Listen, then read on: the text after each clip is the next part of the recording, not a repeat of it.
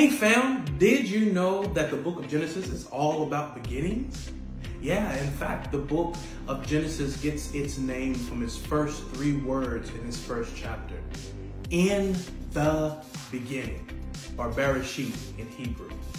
In Genesis, we encounter the beginning of the world, the beginning of creation, the beginning of God's agreement or covenant with God's people or humanity.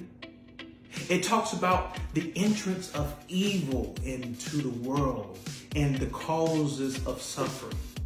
And ultimately, the book of Genesis is the beginning of the history of God and God's chosen people, the Jews.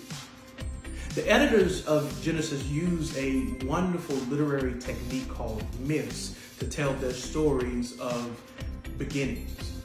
Myths are stories that are created for the purpose of explaining why things are the way that they are. Chapters 1 through 11 are wonderful, carefully crafted myths that seek to explain how did creation get here? How did humans get here? How did evil and suffering arrive in this seemingly perfect garden? Chapters 12 through the end of the book is an account of the history of God with God's people.